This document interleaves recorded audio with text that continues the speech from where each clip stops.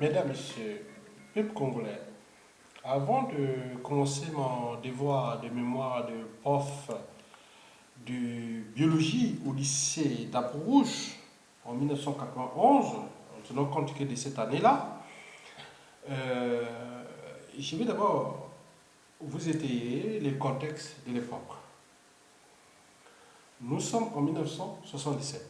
Le commandant Marien Ngouabi, qui a tout réformé, l'éducation nationale et l'enseignement supérieur et la recherche au Congo, fut assassiné. Il y a eu le comité militaire du parti. Et après, Yombi Opango prend le pouvoir, les rênes du Congo pour une période transitoire entre 1977 et 1979. Denis Sassou Nguesso arrive au pouvoir en 1979. Et j'ai pu voir moi-même, en tenant compte du contexte de l'époque et de la richesse tant culturelle et des idées et aussi naturelles dont dispose le pays, j'ai pu voir la dégradation générale de l'éducation nationale, de l'enseignement supérieur et de la recherche au Congo-Brazzaville. Pour ceux qui s'en souviennent, ces années-là, les années 80, ce fut comme une volonté avérée de détruire, volonté politique de détruire l'enseignement supérieur et la recherche. Sans oublier d'ailleurs l'éducation, l'école primaire, le collège, le lycée, les infrastructures et autres. Bien sûr qu'on était au cœur du tribalisme, bien sûr que nous n'avons pas des informations à l'époque. Nous étions, pour moi, qui était à l'époque, je parle de l'université, Marien Ngouabi, bon, moi qui étais à la faculté des sciences, qui a dirigé le mouvement de jeunesse pendant tout mon cursus universitaire, à la faculté des sciences, à Bakongo, en face du marché total. Donc j'étais là, j'ai passé mes journées à Bakongo, Makilekile et autres, et les vacances à Talanga et Mikalo. Bon, on est dans un contexte géopolitique national, nord-sud et autres, alimenté depuis l'indépendance jusqu'à l'arrivée au pouvoir de Sassou Nguesso, qui a été amplifié et dont nous connaissons les conséquences aujourd'hui. Je peux vous le dire aujourd'hui, en mon âme et conscience, que j'ai pu voir comme une volonté de détruire le savoir, de détruire la connaissance, de détruire l'éducation nationale. Bien sûr que je suis né à Brazzaville. Je suis arrivé au village à Makwa, à la ville à cheval sur l'Équateur, au village, non seulement du côté de mon côté paternel, mais aussi de mon côté maternel. Mais je suis dans la Makwa Nord, qui part de en traversant la rivière la Nicolas Mosaka en allant vers Russo, donc entre la rivière Montbili et la Nicolas Mosaka. J'ai vécu là, donc c'est mon endroit. À côté, il y a les domaines de Chad de Mboko et aussi les parcs nationaux de Djala, surtout la rivière Montbili, tout cet écosystème naturel du bassin du Congo, toute cette partie du bassin du Congo, je connais bien. Mais au niveau, quand je suis parti j'ai fait l'école primaire au village, le collège à Makwa, une partie du lycée à Makwa, et puis j'arrive à Pointe-Noire, et puis j'obtiens mon bac là-bas, et je reviens à Brazzaville, et au fur et à mesure, on avait une dégradation générale de la situation d'éducation au Congo-Brazzaville. Mesdames, Messieurs, dans le centre des devoirs de mémoire, ici, je vais vous parler, bien sûr que nous aurons des enjeux majeurs en ce qui concerne les devoirs de mémoire pour construire une société meilleure. Il faut repenser les enjeux de notre histoire, de notre présent et de notre avenir. Oui, donc je suis au cœur du devoir de mémoire. Chacun de nous est individuellement et collectivement invité, qui a un cerveau, celui qui a un cerveau, une conscience haute, peut aujourd'hui publier sur la toile toute cette mémoire pour que demain, nous puissions léguer aux générations actuelles et futures notre existence dans le sens de l'unité nationale. Mesdames, Messieurs, donc, je vous ai dit que ma vidéo rentre simplement dans le cadre de devoir de mémoire. Il s'agit non seulement, il ne s'agit pas d'une arrogance cognitive ou intellectuelle autre. Non, je rentre seulement dans le cadre là. Je vous informe que j'ai dirigé le mouvement de jeunesse à la faculté des sciences. Vous avez vu que dans les années 87 à 88, il y avait INSEJAC.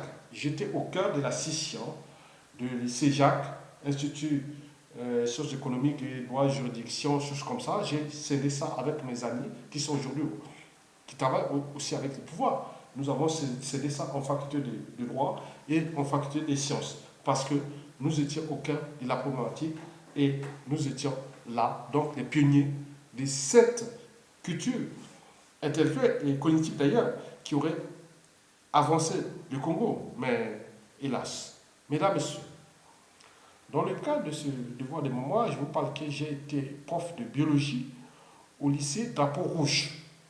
Aujourd'hui redevenu, bien sûr, lycée Chavinat, situé non loin de l'hôpital général, ou devenu aujourd'hui CHU, d'autres l'appellent CHU, voilà, non loin de Bayardel, c'est-à-dire la faculté des lettres et aussi des facultés des sciences économiques. Mesdames et messieurs, cette année-là, 1991, j'étais prof de biologie. J'avais 3 classes que je devais diffuser l'enseignement des sciences, notamment la biologie.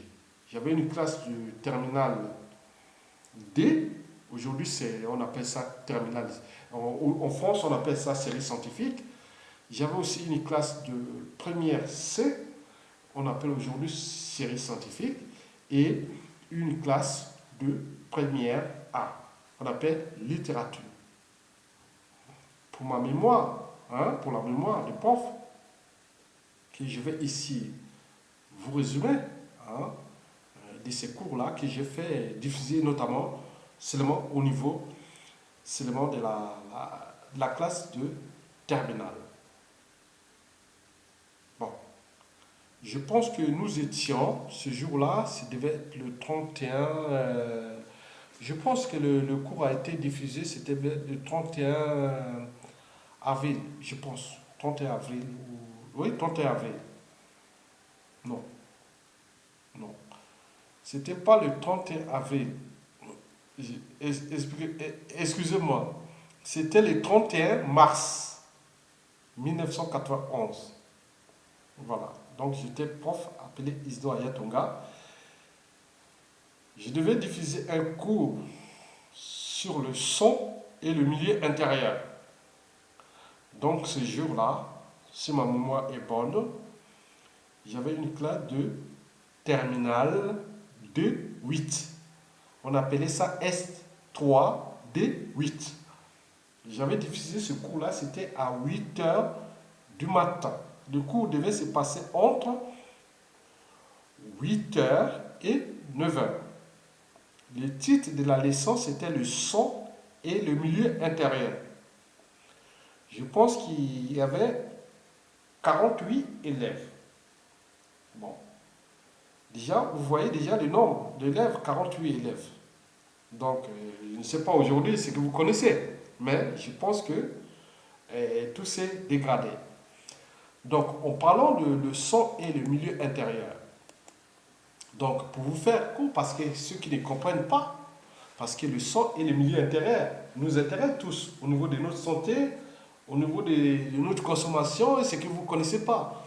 Vous savez que en biologie, le son et le milieu, je ne vais pas vous faire les cours que j'avais fait les jours-là, non. Je vais seulement expliquer qu'est-ce que ça veut dire le son et le milieu intérieur. Vous savez qu'en biologie, le milieu intérieur est un concept élaboré par un Français qui s'appelait Claude Bernard, qui faisait référence aux composants, plus souvent les principaux liquides internes essentiels à la vie des animaux et de l'homme aussi.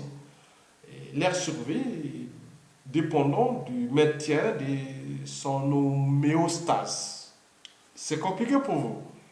Bon, dans ce cours, j'ai parlé que le milieu intérieur est constitué de 3 principaux liquides. Il y a le sang,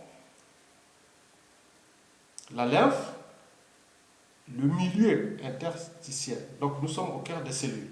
Parce que sans cellules, il n'y a pas de vie. Donc si on peut parler de l'homéostasie, l'homéostasie en biologie est en fait un phénomène par lequel un facteur clé, donc on parle de température, d'éléments constitutifs du sang, est maintenu autour d'une valeur bénéfique qu'on appelle des constances. Et pour les systèmes considérés grâce à un processus de régulation. Donc, je ne veux pas rentrer dans les détails. Si vous voyez cette bouteille qui est en face de vous pour comprendre l'homéostasie, c'est-à-dire, vous voyez cette bouteille-là, c'est une bouteille d'eau. Vous savez que si vous tournez cette bouteille d'eau, en France, dans la civilisation, vous voyez cette bouteille qui est en face de vous. Bon, vous tournez, vous allez voir qu'on parle de la minéralogie totale.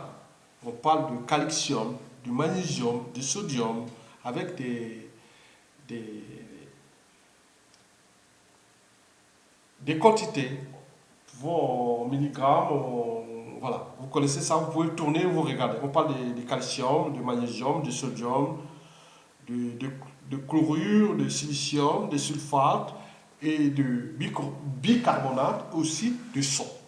Parce que sans ça, nous ne pouvons pas gérer individuellement, au niveau du système nerveux, de la régulation autonome de notre corps, c'est-à-dire la digestion, la respiration et tout ce que vous connaissez de ce système-là qui s'appelle le système nerveux autonome. C'est-à-dire on parle de la régulation, on parle de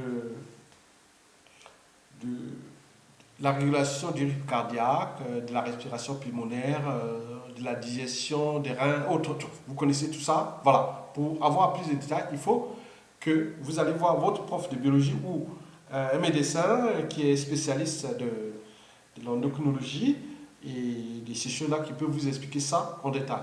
Ou un nutritionniste. Voilà, vous pouvez voir en fonction de votre santé, vous pouvez voir pourquoi. Devant cette bouteille-là, vous voyez, là, bon, la marque Evian n'est pas, je ne suis pas, la marque Evian qui est mise là, c'est pas parce que j'ai des réseaux ou du lobbying sur Evian. Non, c'est une simple coïncidence. On peut les trouver dans tous les roches minérales comme les cristallines. Voilà. Comment on peut dire ça encore en France ici, il y a cristalline, il y a aussi, bon, bref, je ne vais pas citer ça parce que je ne mettais pas ces trucs-là. Bon. Donc, tout ça, tout ce que vous voyez sur ce que j'ai précisé, c'est-à-dire la composition minéralogique de cette eau, régule la physiologie du sang. Voilà que l'eau est essentielle pour la vie. Donc, l'homéostasie que je vous explique en tenant compte du pH, de la température et de ces éléments que je vous ai cités.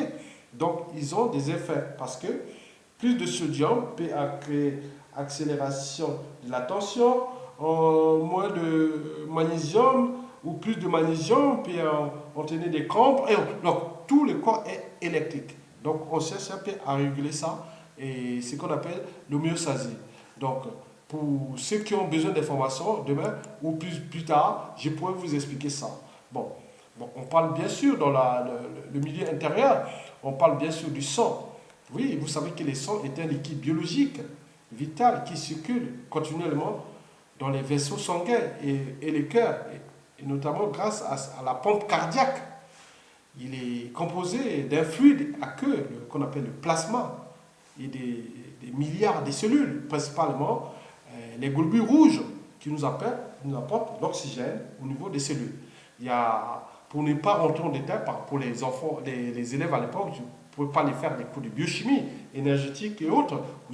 Donc, c'était simplement pour montrer le rôle du sang dans ce milieu intérieur.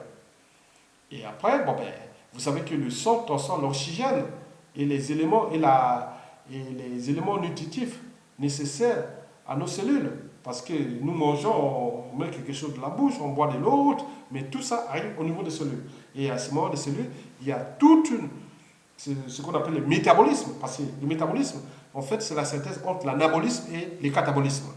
Donc, c'est trop compliqué pour vous, je ne vais pas rentrer en détail, pour ne pas vous effrayer. Je ne voulais pas rentrer dans ces détails, mais je vais rester simplement dans le cadre historique des choses. Bon, bien sûr que dans le sang et le milieu intérieur, il y a aussi la lymphe. La lymphe est un liquide biologique blanchâtre, transporté par le système, lymphatique, oui. Et sa composition est analogique à celle aussi du plasma sanguin, dont elle n'est qu'un filtrant. Elle contient des globules rouges, qu'on appelle des globules blancs. Il y en a plusieurs, notamment les lymphocytes. Voilà. Parce que vous savez que les globules blancs, c'est ce qui nous permet de lutter contre les microbes autres. Donc il y en a plusieurs, chacun a ses rôles. Bon, ceux qui sont dépourvus de globules rouges, elles baignent dans les organes. Elle est pauvre, plus pauvre en nutriments que le sang, riche en déchets. Donc, il y a tout un système là. Bon, je ne vais pas rentrer dans tout le métabolisme, c'est-à-dire l'anabolisme et le catabolisme. Mesdames, Messieurs, oui, bien sûr que Gélier avait parlé de liquide interstitiel. Oui, le liquide là, c'est un liquide, c'est une composition qu'on appelle les compositions ioniques, proche celle du plasma sanguin. Le liquide interstitiel remplit l'espace entre les capillaires sanguins et les cellules. Donc, je ne vais pas rentrer là, ils ont vu ça. Bon, au final, ce jour-là, pour ne pas vous cacher, bon, j'avais demandé à chaque fois que je finissais mon cours, j'ai demandé aux élèves de donner leurs notes. Bon, et d'autres qui déjà allaient voir, expliquer par rapport à ce que j'ai fait comme cours. Il me semble que la voie pédagogique, si on voit la tenue de moi comme prof, je pense que les élèves avaient vu que j'étais audible. Mais au niveau du placement, ils voyaient que je ne me déplaçais pas beaucoup, mais j'étais parfois entre le tableau et tout. Bon, le niveau de langage, ils m'ont dit que c'était pas très bon. Parce que j'avais un problème de locution et autres comme aujourd'hui. Je ne sais pas pourquoi. Mais la diction était correcte. Mais au niveau des méthodes déductives, ils ont vu que les sons étaient bien illustrés et tous les élèves étaient contents parce que c'était comme ça et ils ont vu que c'était bien. Mais quant au développement de la classe, au début, j'avais effectué l'appel des élèves. Donc, j'ai d'abord fait la révision du cours passé, avant, correctement, et le contenu du cours, on m'a dit que c'était un peu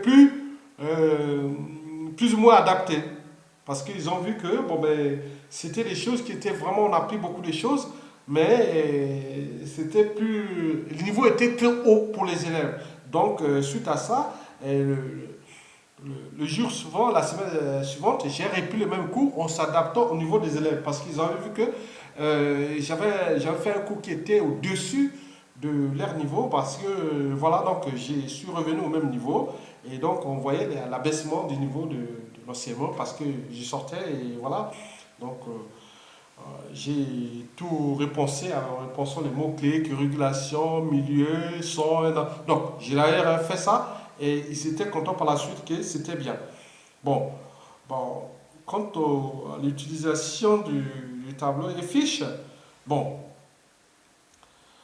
bon, ils ont vu que tout était lisible et que les titres et tout était bien agencé et que tout était correct. Et les élèves étaient contents et d'ailleurs un jeune qui vivait, parce que moi à l'époque je vivais à Mikalo, et donc il y a un jeune qui vivait pas loin de moi, il est venu, un jeune Bangoulou qui venait toujours là, je ne sais pas qu'est-ce qu'il est devenu, mais c'est un jeune, il passait, bon, on avait une différence presque de 5 ans seulement, bon, moi, il venait toujours me voir pour demander mon prof, voilà, donc c'est commencé à me gêner un peu, c'était un élève qui était très intelligent, il avait eu son bac du coup. Je pense que cette année-là, sur cette classe de terminale 2-8, on m'a dit, d'après les informations que j'ai, on m'a dit que 57% avaient obtenu leur bac, un baccalauréat 91, et dont 25% du coup, donc sans aller à la démissibilité. Aux dernières nouvelles, je pense qu'on m'a dit qu'il y a 3 profs de lycée qui sont actuellement en service, il y a 2 professeurs d'université, il y a 5 médecins, et on me parle d'officiers militaires et policiers, voilà, supérieurs. Donc, grade commandant ou colonel, ou, voilà. Donc, tout ça. Et puis, donc, tous ces trucs-là. Donc, vous avez compris que je voulais simplement relater ça parce que pour moi, ce travail qu'il faut le faire, la mémoire, que je dis que pour avancer l'humain, ou la société, ou les États, il faut promouvoir le savoir, la connaissance. Il me semble que dès l'arrivée des dictateurs Denis Sassou Nguesso, nous avons pu voir ça. Mais au niveau du Congo, Brazzaville, j'informe toute la classe intellectuelle ou cognitive ou tout ce que vous connaissez du savoir à travers le monde. Mais le problème de l'Afrique, c'est que où les gens, au lieu de penser le centre de l'intérêt général, parce que j'étais là au cœur de l'éducation nationale, mais les gens ont toujours tendance à segmenter les choses et à trouver des circuits entre tribalité, tribalisme, intérêt, voilà, vous connaissez tout ça là. Donc les gens ne viennent pas savoir que, oui, on peut être en face de savoir, parce que moi, les élèves qui venaient me voir, et tout ce que j'ai connu déjà depuis la fac, à Ngwabi, et aussi les élèves là, et aujourd'hui, et après, parce que après, j'ai continué, hein, je peux vous dire ce que j'ai fait, je peux vous donner 2 ou 3% de ce que j'ai fait après. J'ai obtenu une maîtrise de sciences naturelles à la faculté des sciences de Reims, c'est-à-dire biologie, géologie. Après, quand je suis sorti du Congo en 91-92, fait là, après cette histoire-là, je suis rentré, maîtrise sciences et techniques, environnement, diplôme d'ingénieur en environnement, avec tout ce que je fais des développement durable et tout ce que vous connaissez. Bon, avec mes écrits, ce sont pas. Non. Donc nous, on n'est plus à ce stade-là. Donc nous sommes de la pensée générale, des concepts, des utopies, des valeurs ajoutées. Et donc nous pouvons repenser ces écosystèmes-là à l'échelle du Congo et en reformatant notre écosystème sociétal congolais. Parce que l'enjeu est que, vous savez que pour construire un monde meilleur, il faut certainement réformer l'individu d'ailleurs, mais il faut aussi apporter le savoir, la connaissance.